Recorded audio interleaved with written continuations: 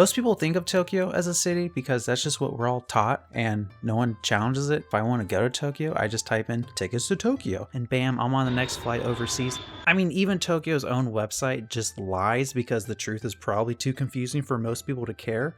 Wait, Tokyo has a governor? See? It's right there.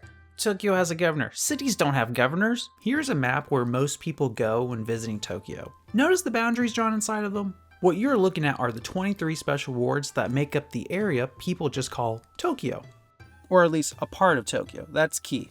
But what is a special ward? Well, I'm glad you asked. Special wards are local governments found only inside of Tokyo. They were created in 1947 with little autonomy, kind of like the boroughs of New York City, but over the decades they were granted more municipal powers until today, where they function like de facto cities. The reason why they're not classified as cities is due to the fact that they lack some powers that other Japanese cities have. But by virtue of them acting like cities, their names are translated in English as cities. The Imperial Palace, Shiyoda City. Shibuya Crossing, Shibuya City. The airport you land in to get to Tokyo, Oda City.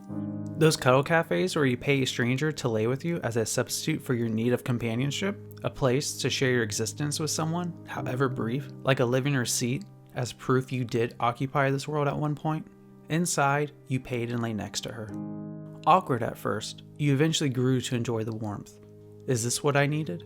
Eyes met eyes and a misguided connection was felt.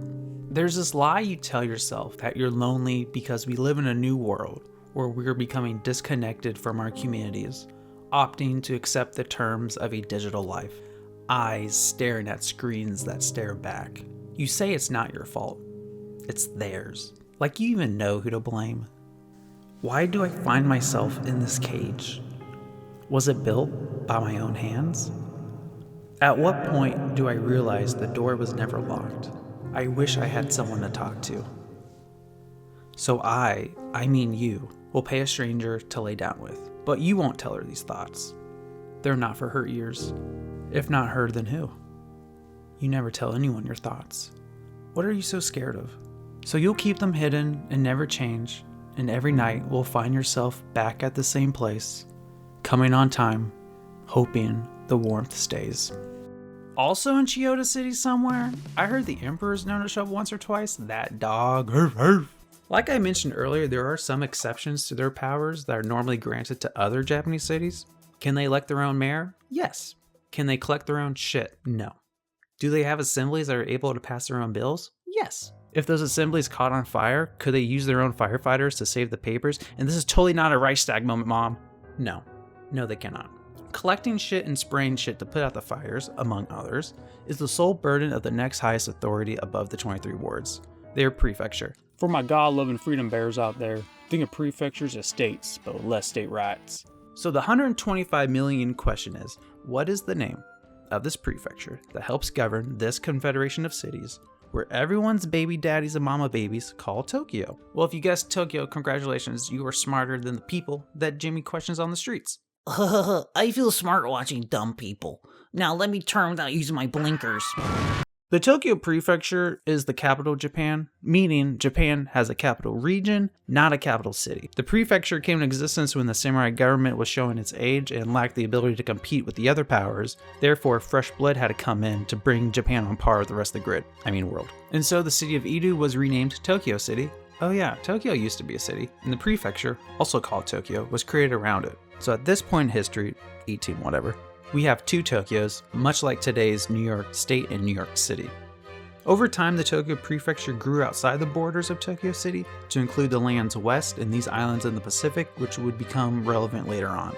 Later on happened, boats were destroyed, islands were hopped, and this dude decided that Tokyo City needed to be under more direct control and abolished the city in 1943, shifting all responsibilities to the prefectural government.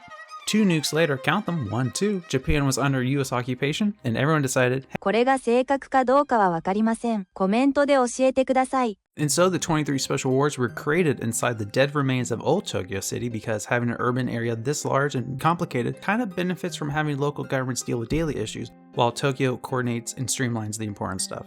Today, Tokyo is made up of the 23 special wards we mentioned, 26 cities, 8 villages, 5 towns, and these islands. So why do we call Tokyo a city? I don't know, probably convenience, and I don't think anyone really cares. But I have a feeling this is going to change. With the invention of AI, people looking up this question will now be exposed to the truth. Right, Google? Oh, I forgot. AI is kind of dumb because it's just pulling information from the internet.